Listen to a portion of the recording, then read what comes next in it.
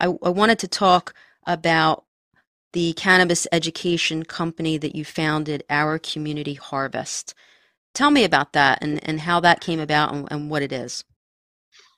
Sure. So one little bit of background information about me is I am a cooking enthusiast, Nice. and Okay. so when I it is a great hobby to have.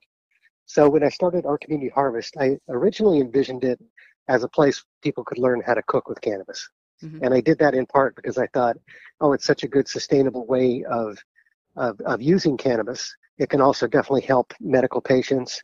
Also, people wouldn't have to smoke, and there may be some dangers there.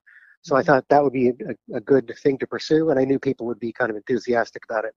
But when I launched my company, even the people I was talking to that wanted to cook with cannabis, they had such a dearth of basic knowledge that I had to kind of back up and say, well, you know what? I need to become a cannabis 101 person, and Hmm. I'll always include cooking with cannabis in there, but I do need to give some basic information first before they can really come to the cooking part of it. So that's how it started, and sort of under the umbrella of our community harvest, I wanted to be a provider of education in many forms. So we do in-person seminars, we do cooking demonstrations, we write copy for websites, we do things like brochures, catalogs, posters, online courses.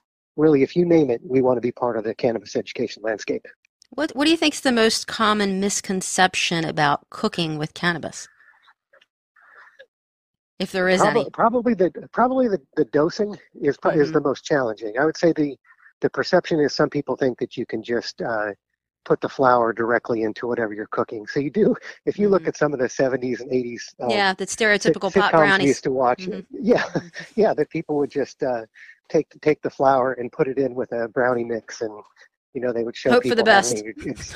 having exaggerated effects. But at the meantime, if you don't decarboxylate it, which is a fancy word for slow roasting, that's the heat is what activates the THC and or the CBD, which are the main parts of the cannabis plant. Then you won't get you won't get very much potency, and your recipe will just be a failure. So you have to take the step of decarboxylating or slow roasting your flour first, and then you have to infuse it in something that has fat in it. So things like butter, olive oil, vegetable oil, coconut oil, maple syrup, Hmm. all those things work very well for infusions, and it does take a while. And at the end of it, if you know what kind of product you started with, what the potency was, you can actually use a calculator that's on my website and figure out what the dosing is. And that, I would say, having proper dosing of edibles is one of the most important things, because people will make two mistakes when they have edibles and they're not knowledgeable. So the first one is it does take 30 minutes to 2 hours before an edible will kick in. And it just depends on your physiology. You could be a avid user, male, female, big, tall, doesn't matter. It hits when it hits, and that's between 30 minutes and 2 hours. So you can imagine that some people get restless and they'll say, all right, so I took this 45 minutes ago, an hour ago, I don't feel anything.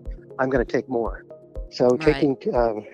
being impatient, taking a second dose is one of the big problems. Then the first one is starting with too large of a dose, because if you start with too large of a dose, you can't dial that back, and the effects are just going to come when they come, and then you may feel uncomfortable for quite some time because edibles will stay in your system and you'll feel the effects for about 4 to 8 hours. So I would say the cooking education, the biggest thing is to take the right dose, take your time, go low, go slow, know what you're taking.